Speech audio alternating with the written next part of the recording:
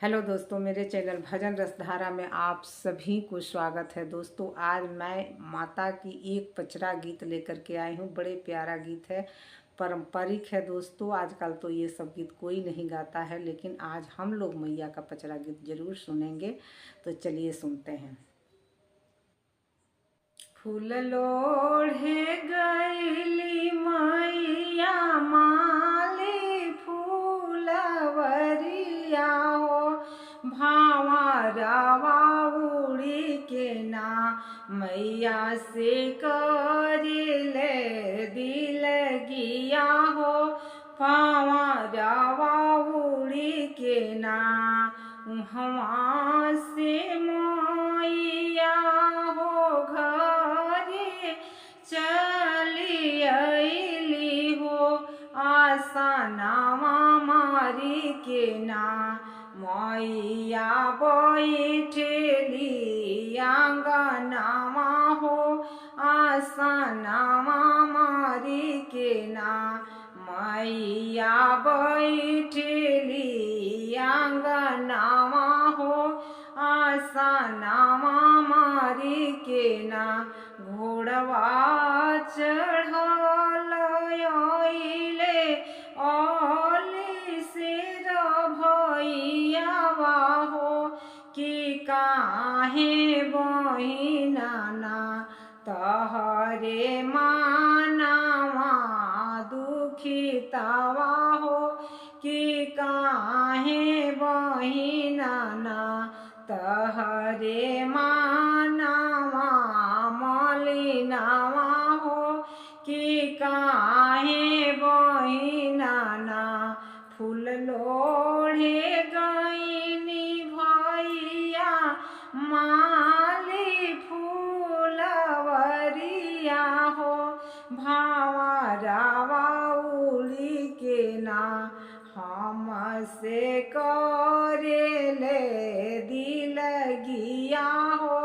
भावरवा उड़ी के ना हमसे करेले दिल गिया हो, भावरवा उड़ी के ना देहू ना बहिना हो झारी तेलुअरिया हो, भावरवा मरबोना उजे माली फूलवरिया हो, भावरवा मरबोना उजे माली फूलवरिया हो, भावरवा मरबोना।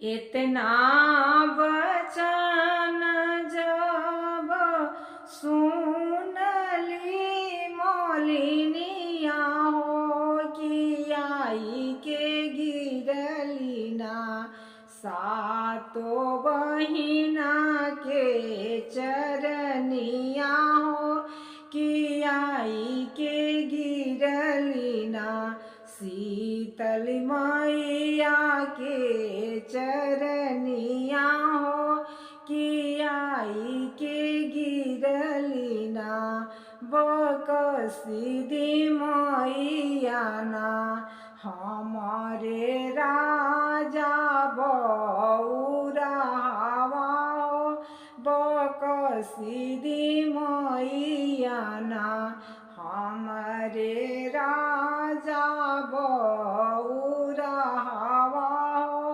बकसिदी मैया ना चढ़ाई हो देवीना तह के जोड़ा चुंदरिया हो, चढ़ाई हो देबोना तह के जोड़ा चुंदरिया हो, भाराई हो देबोना तह के जोड़ा कलशवा हो, भराई हो देबोना बकसिदी मैया ना हमारे राज पूरा हवा बकसीदी मैया ना। नमस्कार दोस्तों, कैसा लगा माँ की भजन?